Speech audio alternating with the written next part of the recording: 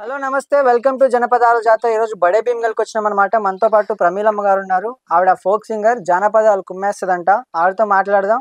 ఆవిడతో మాట్లాడి పాటలు కూడా పాడిద్దాం. నమస్తే ప్రమీలమ్మ గారు. నమస్తే సార్. ఎలా ఉన్నారండి? బాగానే ఉన్నాం సార్. పాటలు పాడుతావు, మస్తు పాటలు పాడుతావు విన్నాను నేను. పాడతా సార్. ఒకటి పాడతారా? పాడతా. పాడండమ్మా.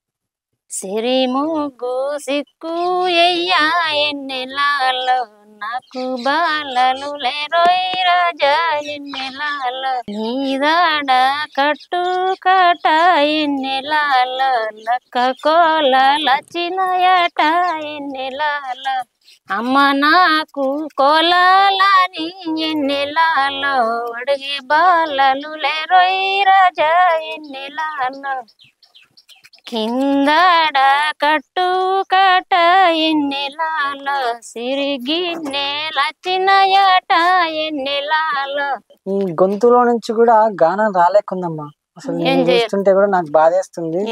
చాలా అసలు చాలా సన్నగా నడవలేని పరిస్థితుల్లో ఉన్నట్లు కూడా అనిపిస్తుంది నాకు. ఏందమ్మా అసలు ఏమైందమ్మా? సారు నా కూతురుకు మోడీ చచ్చిపోయాడు. ఇద్దరు ఆడపిల్లలు. నాకు ఎంత బాధ ఉన్నది. ఇప్పుడు చిన్నటి వయసు చనిపోయాడు. ఏ వయసు అమ్మా మీ కూతురు? ఏ వయసు? 25 ఉంటాయి సార్. పిల్లలు ఉన్నారా? ఇద్దరు ఆడపిల్లలు చనిపోయాడు. ఇద్దరు ఆడపిల్లలు ఎట్లా చనిపోయిండమ్మా? అటోటాక్ వచ్చింది సార్. పిల్లగాడికి పన్నోడు పన్నట్టే పోయిండు. ఇక నా కొడుకు అన్న కానీ మంచిగా ఉంటాడేమంటే సార్ తాగుతున్నాడు. నీ కొడుకు ఎంత వయసు అమ్మా నీ కొడుకు? నా కొడుకు 23 ఏళ్ళు ఉంటాయి. 23 ఏళ్ళు. 23 ఏళ్ళకే తాగుతున్నాడు. ఆటో రొప్పుతాడు. ఏం ఫాయిదా లేదు. మరి నీకు తిండి ఎట్లమ్మా? నీకు ఎవరు తిండి ఎవరు పెడతారు? నేనే కాదా పెద్ద మనిషినిగా ఇంట్లో అండుతాం గాని, కాకపోతే నా కొడుకు గిట్లా చేస్తుండు అన్న టెన్షన్ పెరిగిపోతున్నది నాకు. నా బిడ్డ కూతురు అట్లా నా కూతురు ఇట్లున్నది. ఇప్పుడు నీ కూతురు ఎవరి దగ్గర ఉందమ్మా? అలా ఆంటీ ఉంటది. అలా ఆంటీ ఉంచుకున్నది. ఇక నచ్చి ఒక 10 దేశాలు ఒక వారం రోజులు ఉంటది. ఇక పిల్లలకు చదువులు పోతున్నాయి కదా, ఉంటదా అన్ని అత్తారింటికన్నీ ఉంటది. ఇప్పుడు నా కొడుకు మంచోడు అంటే గిసుంటి పేరు తెచ్చుకున్న బట్టి. భర్త ఉన్నాడు. వ్యవసాయం చేసుకుంటాం సార్. వ్యవసాయం వాడినాడు బిడిలు చేసుకుంటా. వ్యవసాయం మీకు పొలం ఉందా? ఉన్నది. 2 బిఘాలు ఉంటది. పంట ఏ పంట వేస్తారమ్మా? కూరగాయల చెట్లు పెట్టిన. ఇప్పుడు కాస్తున్నాయి వంకాయలు, బీరకాయలు. పంటల దగ్గరికి వాటి దగ్గరికి వెళ్దా? రాడు. పొలం వేసినాడు అత్తడు కొంచెంసేపు జాయిగా మళ్ళీ వెళ్తాడు. ఇక ఆటో తీసుకొని వెళ్తాడు. ఇక ఆటో ఉన్నది.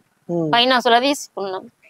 ఇట అత్తడు. ఇక కొంచెంసేపు ఉంటాడు. మందిని దించేస్తాడు. ఆటో మీద వాళ్ళకి వచ్చి వెళ్తాడు. ఇక మళ్ళీ చూసుకోడు.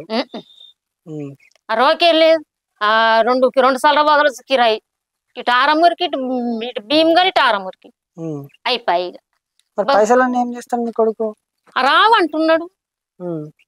ఇటొక కొంచెం అబ్బాయి ఇటు కొంచెం అబ్బాయి. అమ్మ డిజిల్కే పోయినాయి అంటాడు. మరి తాగుడు ఎట్లా వస్తుంది అంటే తాగద్దా అంటాడు. 23 ఏళ్ళలో తాగుతారా? ఏదైనా ఖరాబ్ అయ్యే చేసి అది బోర్లు నేనే కదా నుక్షన్ అద్దరు అంటే ఇంటారు. ఇక తండ్రి నేను వ్యవసాయం చేసుకుంటాం. మీ భర్త ఏమన్నా కొడుకుని? ఇక ఏమనంటే తండ్రి కొడుకులు గుద్దుకుంటే ఈ కారం అయిపోయి మంది ఆ కసుకున్న తండ్రి కొడుకులు గుద్దుకుంటే అదే ఈ కారం అవుతుంది అని ఏమి అన్నాడు. ఇక నేనే తిరగబడతాడా కొడుకు? నా మీకు అంటే తండ్రి మీకు తిరగాడు, నా మీకు తిరుగుతున్నాడు.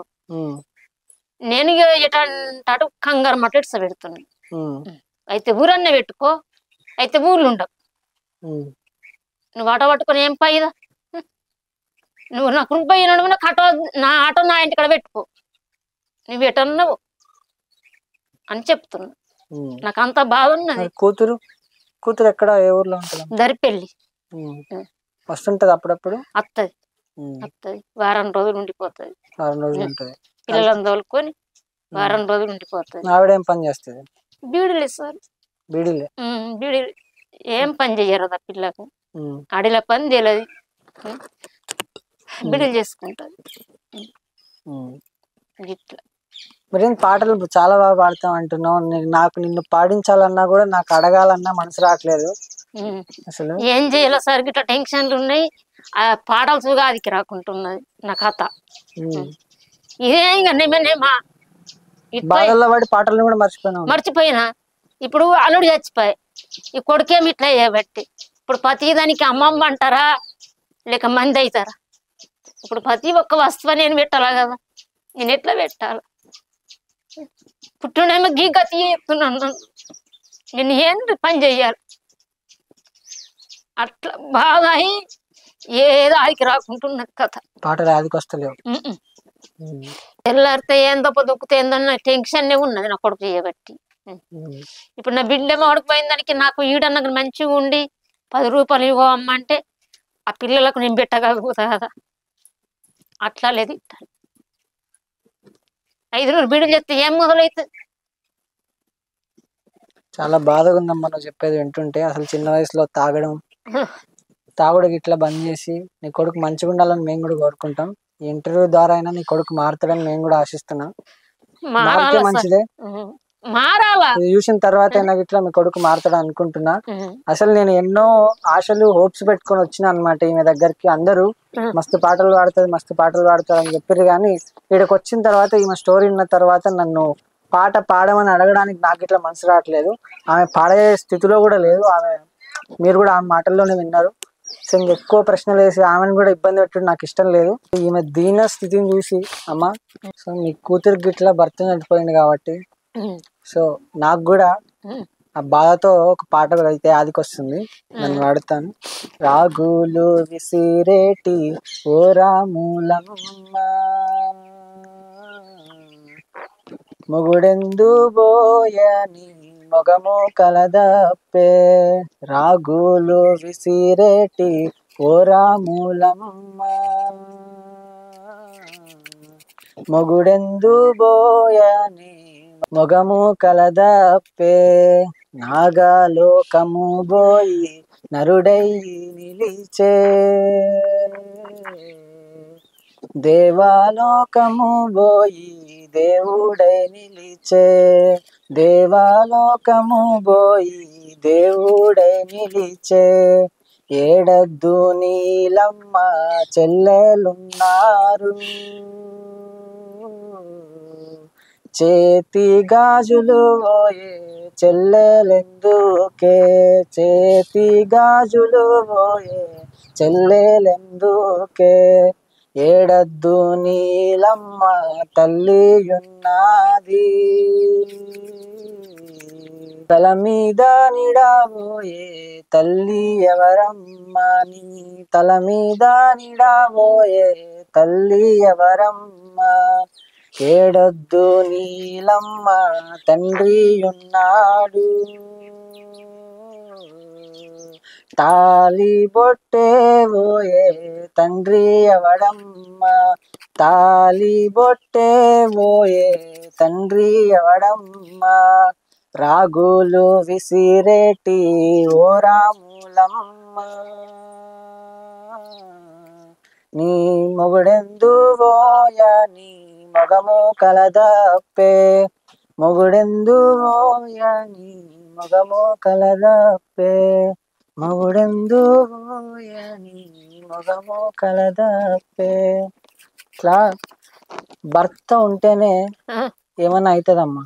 భర్త పోయిన తర్వాత చెల్లెళ్ళున్నా, అక్కలున్నా, తల్లిండ్రా, తండ్రున్నా అవేవి పనికిరాదు. కానీ మేముంటే ప్రతిది ఒకటి మేము పెట్టవలసి వస్తుంది. ఇప్పుడు అన్నదమ్ముడు గట్లా చేస్తున్నాడంటే ఎంత బాధ అనిపిస్తుంది. ఈ బాధ నా బిడ్డలకు నేను చెప్తలేరు. సంతోషం అంటే అమ్మ సంతోషం అంటే అంటున్నా. ఇక నాకు చెరు చూపిస్తున్నాడు. ఇక నా బిడ్డలకు చెప్తే ఇంకా వాళ్ళు బాధపడతారు. అందు ఈ ఇంటర్వ్యూ ద్వారా అయినా సరే వాళ్ళ కొడుకు మారి ఆమెను చూసుకుంటాడని చెప్పేసి నేనైతే ఆశిస్తున్నా. మారాలని మీరు కూడా ఇట్లా కోరుకోండి. ఇక నేను ఎన్నో హోప్స్ పెట్టుకొని ఎన్నో ఆశలు పెట్టుకొని వచ్చిన ఈడకి పాటలు పాడిపిద్దామని చెప్పేసి, అయినా ఆమె పాటలు పాడే స్థితిలో అయితే లేదు. పాటలు వాడు అని చెప్పి అడగని నాకు కూడా మనసు వస్తలేదు. నాకు కూడా చాలా బాధేస్తుంది ఆవిడ స్టోరీ విన్న తర్వాత. సో ఇంతటితో అయితే దీన్ని ముగించేద్దాం.